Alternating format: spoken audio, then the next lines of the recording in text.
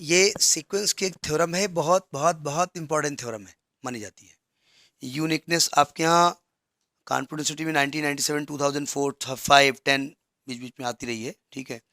जो अब पूरी थ्योरम मतलब, पूरी थ्योरम मतलब ये थ्योरम कोई याद, अब कहीं पाइथागोरस, अब आपने कहा पाइथागोरस थ्योरम एग्जाम थी कि पूरी थ्योरम थी, नहीं कहीं पाइथा थी। और थ्योरम का, आप ये थ्योरम को प्रूव करना होता है भाई, क्वेश्चन बेस्ड नहीं। तो आप कहिए थ्योरम, तूने कहा पूरी थ्योरम, नहीं पाइथागोरस नहीं, नाइन्थ में पाइथा आई थी और 10th में गोरस आई थी। अरे भाई पूरी थ्योरम ही आती है, जरा समझिएगा। अगर मैं आपसे कहूं कि भैया सीक्वेंस है 1, 1/2, 1/3, 1/4, एक कन्वर्ज हो रही है, कहाँ पे कन्वर्ज हो रही है? क्या दो वैल्यू पे कन्वर्ज होगी? जीरो पे भी हो जाएगी, किसी और पे भी हो जाएगी, नहीं होगी ना। तो कह रहे हैं कि अगर कोई सीक्वेंस कन्वर्जेंट है तो वो एक एक फिक्स पॉइंट पे जाकर के कन्वर्ज होगी, मतलब उसकी जो लिमिट होगी वो फिक्स होगी, ये मतलब हुआ। तो इस थ्योरम को प्रूव करने का जो तरीका है, क्योंकि तरीका है तो है, उसमें आपको याद ही रखना पड़ेगा। कैसे समझाया गया समझिएगा। अभी हम जो स्टेटमेंट बता रहे थे, हमने कहा देखो, तो बार बार हम लिखेंगे ना, मैं बार बार एग्जाम्पल 1/n का ले रहा हूँ ना। 1 और 0 के बीच में ये n, यहाँ पर n की वैल्यू क्या रखी थी? 2 आपने, तो ये 1/2 आया था।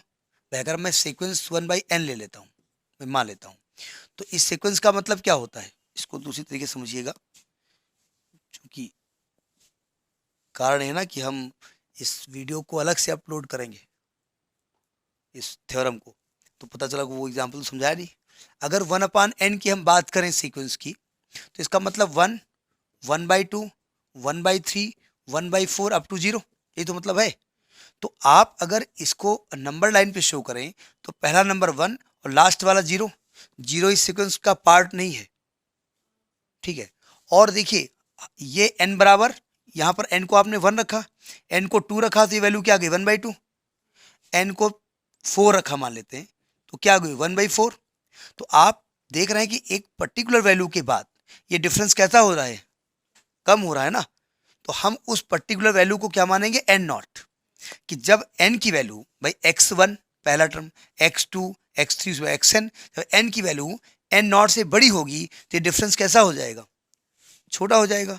ये सीक्वेंस की डेफिनेशन में आपने पढ़ा। तो हम क्या इसकी जो थ्योरम को प्रूफ करेंगे, इसको हम कॉन्ट्राडिक्टरी मेथड से यूज करेंगे।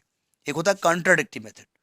कॉन्ट्राडिक्टरी का मतलब होता है कि जो आपसे प्रूफ करने के लिए कहा जाए उसको उल्टा मान लो, नहीं भैया ऐसा ही है, जाओ। उनका यूनिक है, बोले यूनिक नहीं है, दो लिमिट है। और बाद में एक कुछ ऐसी चीज प्रूफ कर दो जिससे वो प्रूफ हो जाए कि ये हमने गलत कहा। जैसे 9th वगैरह में होता था ना कि √2 को प्रूफ करना था इरेशनल, तो हमने रेशनल मान लिया था, और बाद में अपनी तर्कों से प्रूफ किया कि ये रेशनल नहीं हो सकता क्योंकि ये स्टेटमेंट गड़बड़ा रहा है, ठीक है। तो इसको प्रूफ करना जो हमारा ये है वो कॉन्ट्राडिक्टरी मेथड से प्रूफ होगा। तो लिखिए, this theorem will be prove by contradictory method. This theorem, या we prove this theorem by contradictory method. ये स्टेटमेंट लिख भी सकते हैं, नहीं भी लिख सकते, कोई जरूरत नहीं है, नहीं लिख लो तो कोई नुकसान थोड़ी करेगा। तो हम क्या करेंगे, नीचे स्टेटमेंट लिखो, let L1 and L2 be two limit points, इसको लिमिट पॉइंट भी कहते हैं। Let L1 and L2 be two limit points of a sequence, of a sequence. Sequence को थोड़ा अच्छा लगेगा an मान लो, थोड़ा बार लिखने में अच्छा लगता है।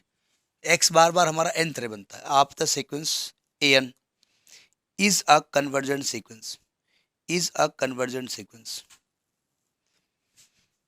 मतलब हम इसको क्या मान के चल रहे हैं, एक कन्वर्जन सीक्वेंस है, और कन्वर्ज किस पॉइंट पे हो रही है? L1 और L2 पे हो रही है।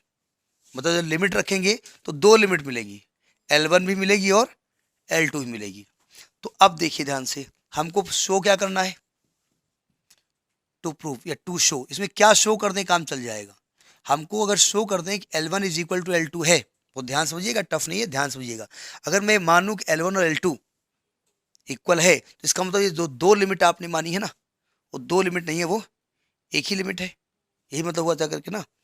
तो हमने मान लिया कि let L1 is not equal to L2, L1 L2 के इक्वल नहीं है। अभी हम बात कर रहे थे एप्सिलॉन की, कर रहे थे ना, हमने कहा था वेरी स्मॉल वैल्यू है, ये हमको चूज करना है हम इसको क्या माने। तो हम पहले यहाँ एप्सिलॉन निकालने जा रहे हैं, ठीक है। अच्छा, अगर L1 L2 के इक्वल नहीं है तो क्या आप कह सकते हो कि L1 माइनस L2 का डिफरेंस 0 के बराबर नहीं होगा? कह सकते हो ना। अगर ये 0 के बराबर नहीं है तो अगर मैं मॉड ले लेता हूँ L1 माइनस L2, तो क्या कह सकते हो ये नंबर ग्रेटर देन 0 आएगा भाई? अगर 0 के अब आप कहेंगे क्यों भाई, अगर L2 बड़ी संख्या है, अरे बड़ी संख्या है तो -5 आ जाएगा, लेकिन मॉड ले रहे हो ना, तो ये 0 से बड़ा होगा। और अगर हम इसको हाफ से मल्टीप्लाई कर दें तब भी तो वैल्यू 0 से बड़ी होगी। तो हम एप्सिलॉन इसी को मान के चल रहे हैं फिलहाल। हमने पहले एप्सिलॉन चूज किया है अपनी जानकारी के लिए, यानी हमने यहाँ पर लेट कर लिया है कि ये जो संख्या है ना, अब सिंपल सी बात है कि आपकी सीक्वेंस कन्वर्ज हो रही है तो लास्ट में L1 L2 बहुत नजदीक ही रहे होंगे। जब limit n tend to infinity आपने रखी होगी तो वैल्यू बहुत क्लोज रही होगी, तो डिफरेंस भी बहुत क्लोज रहा होगा, और उस डिफरेंस को हाफ कर दिया और क्लोज हो गया, उसी का नाम क्या दे लिया? एप्सिलॉन। क्योंकि एप्सिलॉन को हम क्या मानते हैं? Very very very small value मानते हैं ना, तो हमने एप्सिलॉन इसी को मान लिया है, half mod L1 minus L2, ये हमने माना है, ठीक है। अब एक बार हम L1 को लिमिट मानेंगे और उसकी कंडीशंस लगाएंगे, एक बार L2 को लिमिट मान के चलेंगे, उसकी कंडीशंस लगाएंगे, फिर ये लाने की कोशिश करेंगे ये भाई साहब कहीं से आ जाए और ये प्रूफ हो जाए कि L1 L2 इक्वल हैं, ये दोनों अलग अलग नहीं है, ठीक है। तो हमने मान लिया कि let L1 be the limit of sequence. Sequence की लिमिट क्या है? L1 है। इसकी डेफिनेशन के हिसाब से क्या होगा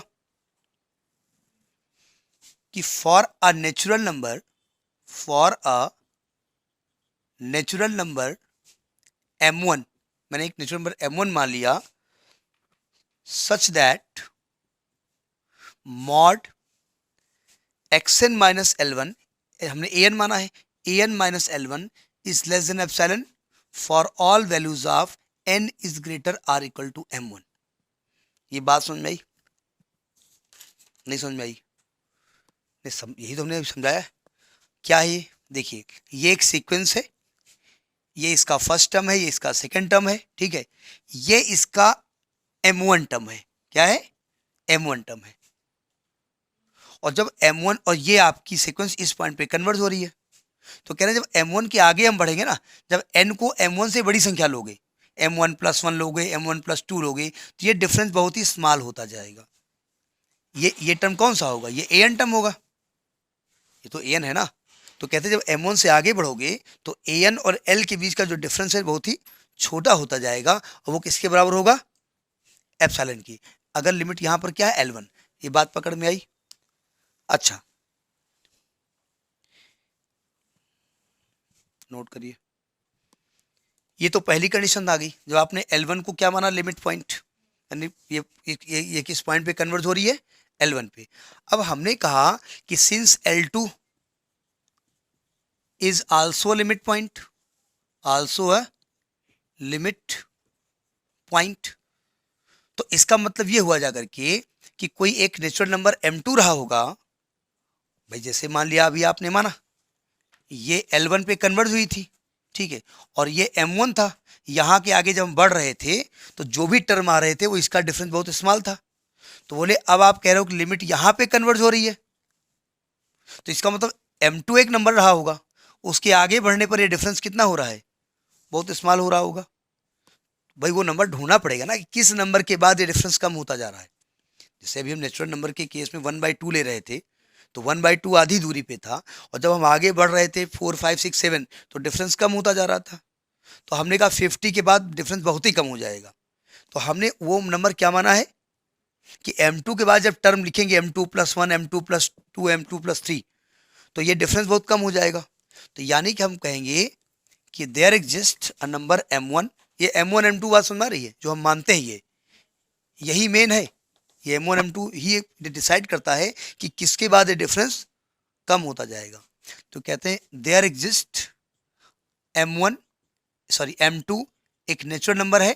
कैसा नंबर है? Such that mod of an minus L2 is less than epsilon for all values of M2 is greater or equal to n is greater or equal to M2। समझ में आ गई बात? अब प्रॉब्लम है दोनों को मिलाएं कैसे, क्यों L1 L2 के बारे में जानकारी हमको लेनी है और मिलाने के लिए ये नंबर गड़बड़ कर रहे हैं M1 M2। अब सुनो ध्यान से, ये नंबर लाइन है, ये L1 है और इसी के आसपास कहीं L2 है लिमिट। ये n की वैल्यू ये आपने M1 लिखा है और आप कह रहे हैं M1 ऐसी वैल्यू है कि उसके बाद जाने पर ये वाला डिफरेंस बहुत कम होता जा रहा है, और M2 एक ऐसी वैल्यू है इसके बाद ये वाला डिफरेंस कम होता जा रहा है। तो अगर M1 M2 में कोई बड़ी वैल्यू ले लें हम, कोई बड़ी वैल्यू M मान लें, तो M मान लें तो M के लिए ये कंडीशन भी फॉलो होगी और दूसरी कंडीशन फॉलो हो जाएगी। नहीं समझे? जैसे मान लेते हैं कि ये 50th टर्म पे कन्वर्ज हो रहा है, मान लिया ये L मिल रहा है और उसी के इर्द गिर्द L2 मिल रहा है, क्योंकि इन्फिनिटी पे ही मिलता है ना। आप कह रहे हैं कि 20 टर्म के बाद जब आगे बढ़ते हैं तो ये डिफरेंस छोटा होता जा रहा है। हम कह रहे हैं कि 30 टर्म के बाद आगे बढ़ते हैं तो छोटा होता जा रहा है। तो अगर 20 टर्म के बाद डिफरेंस छोटा होगा तो 30 के बाद भी छोटा होगा। तो अगर दोनों के लिए 30 ही ले लें तो काम चलेगा। 20 के बाद जब डिफरेंस कम हो रहा है तो 30 के बाद भी तो वो चीज़ कम होगी। नहीं समझे? तो मैं क्या करूंगा, 20 और 30 में से एक बड़ी वैल्यू उठा लूंगा, जो बड़ा है वो। ठीक है? ठीक है, सब जो उठाना उठाओ। नहीं समझे? तो वो हम नंबर M मान लेते हैं, वो M1 M2 में से बड़ी वैल्यू हम ले रहे हैं। ठीक है भाई, जैसे हमने कहा यहाँ से कानपुर की डिस्टेंस बोले 27 किलोमीटर, बोले मगरवाड़ा के पास से डिफरेंस कम होता जा रहा है। आपने कहा शुक्लागंज के पास से और कम होता है, तो हमने मगरवाड़ा और शुक्लागंज में जो बड़ी वैल्यू ले ली उठा करके उसको फिक्स कर दिया, तो उससे भी तो छोटी वैल्यू होगी डिस्टेंस। ठीक है, अब हम इस देखिए ध्यान से, तो हमने यहाँ पर एक वैल्यू मानी कि टेक M मान लिया। कैसी M वैल्यू होगी? M1 और M2 में से जो मैक्सिमा है वो मान लिया हमने। नहीं समझे भाई? जैसे A से लेकर के B तक की दूरी है, आपने कहा ये M1 से जब चलोगे तो ये दूरी बहुत कम हो जाती है, बिल्कुल बस बगल में है। आपने कहा नहीं M2 से दूरी और कम हो जाती है, तो हमने कहा इनमें से एक बड़ी वैल्यू ले लो, वो M ले लो, तो उससे भी दूरी कम होगी, वही M मान लिया हमने। तो दोनों को सेम करना है ना, तो यानी उसको हमने M मान लिया।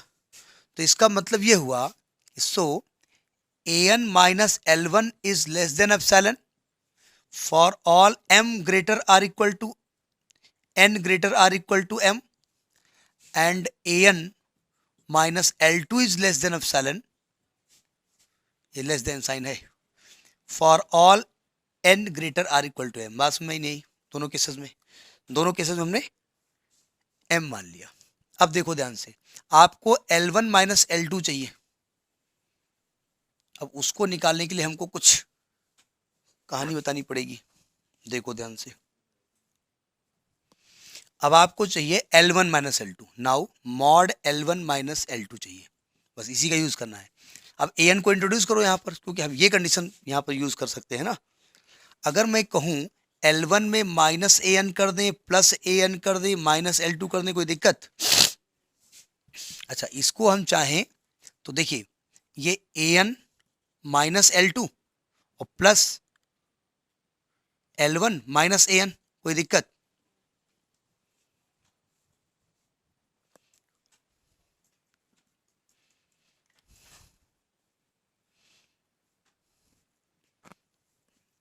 अब थोड़ा चलते हैं क्लास इंटर में। दादा जी हाँ, वहां पर एक मॉड की डेफिनेशन थी कि अगर Z1 प्लस Z2 का मॉड निकालना है आपको, तो ये less or equal to mod Z1 plus mod Z2 होता है। ये कॉम्प्लेक्स नंबर में कॉन्सेप्ट था। तो एक आपका ये है और एक आपका ये है, मॉड दिस प्लस दिस, ये लिखा है ना। तो इसको हम लिख सकते हैं less or equal to mod an minus L2 plus mod L1 minus an। कोई दिक्कत? ये तो चीज हमारे पास है, लेकिन ये चीज तो है नहीं, तो उल्टा है। तो मॉड में तो उल्टा भी लिख सकते हो। तो ये अब देखो, यहां पर लेस आर इक्वल टू और इक्वल टू बड़ा गड़बड़ है। अगर मैं इसको इसके नीचे लिखता हूं, इसकी ये चीज यहां लिखता हूं, an minus L2 plus mod an minus L1, तो यही चीज लिख रहे हैं ना, तो यहां साइन कौन सा लगेगा? है ये सेम चीज लिखी है नीचे, तो साइन बदल जाएगा। ये चीज इसके इक्वल नहीं है, तो आप कह रहे हो ये से लगे, ये इक्वल साइन लगा है, तो लेस आर इक्वल टू लिखा हुआ है, ये लेस है, ये इससे लेस है, ये इक्वल साइन लगेगा यहाँ से, यहां से देखोगे तो लेस है, ये इसके इक्वल है, ये ध्यान रखिएगा, यहां से देखोगे तो लेस है, जब मैं ये लिखूंगा तो ये लेस साइन लगेगा, लेकिन ये इसके इक्वल है। तो जब हम इसको लिखेंगे यहां पर, मतलब जब यहां पर मॉड L1 माइनस L2 लिखेंगे, तो यहां पर लेस आर इक्वल टू लगाएंगे mod AN minus L2 plus mod AN minus L1। ये बात पकड़ में आई, पहुंची यहां तक? बोले हाँ लिखे रहो, सब पकड़े में आई रही है। अब देखिए AN minus L2 less than epsilon है ना, या लेस आर इक्वल टू है, यहाँ लेस है, यहाँ लेस आर इक्वल टू है, तो जब यहाँ ये यूज करेंगे तो यहाँ लेस देन लगेगा ना, तो इसका मतलब हम यहाँ से अगर इसको यूज कर लें तो हम लिखेंगे mod L1 minus L2 is less than epsilon plus epsilon, ये भी लेस देन है, इक्वल टू लगेगा नहीं, और ये 2 एप्सिलॉन है, तो L1 minus L2 is less then 2 epsilon, और 2 एप्सिलॉन किसकी वैल्यू है? मॉड L1 माइनस L2 की वैल्यू है। पीछे आपने बताया है, पीछे आपने जो एज्यूम किया है वो L1 half mod L1 minus L2 को ही आपने माना है एप्सिलॉन, तो जहां 2 एप्सिलॉन है वहां क्या लिख सकते हैं? मॉड L1 माइनस L2, यानी ये आ गया आपका L1 minus L2 mod is less then mod L1 minus L2। ये हो सकता है, ये इससे लेस हो सकता है, कोई नंबर अपने आप से लेस हो सकता है। ये कंडीशन कब आई है? जब आपने कहा L1 is not equal to L2, तो it is contradiction, it is contradiction, ये कॉन्ट्राडिक्शन है। इसका मतलब क्या कॉन्ट्राडिक्शन है? आपने L1 को L2 के इक्वल नहीं माना था ना, it means that is L1 is equal to L2, यानी दोनों लिमिट जो अलग अलग मानी थी वो अलग अलग नहीं है, वो दोनों एक ही लिमिट है। ये बहुत most most most important theorem of sequence है, ठीक है कुछ नहीं, उसको लिखने का तरीका, ये M कैसे इंट्रोड्यूस हुआ और ये कैसे इंट्रोड्यूस हुआ, ठीक। अच्छा, इसमें कुछ टीचर्स थोड़ा जो बताते सुनिए ध्यान से। उन्होंने क्या किया, यहाँ एप्सिलॉन मान लिया, इसको क्या मान लिया? एप्सिलॉन, और यहाँ एप्सिलॉन बाई 2 कर दिया। तो जब भी आपको 3 प्रकार की इनइक्वालिटी को ऐड करना हो, 3 प्रकार की, तो यहाँ मानो एप्सिलॉन बाई 3, यहाँ बाई 3, यहाँ बाई 3, तो आगे एप्सिलॉन आ जाएगा। बात वही है, चाहे एप्सिलॉन लिख दो, कोई दिक्कत वाली बात नहीं है, ठीक। तो ये थ्योरम है, कर लीजिएगा।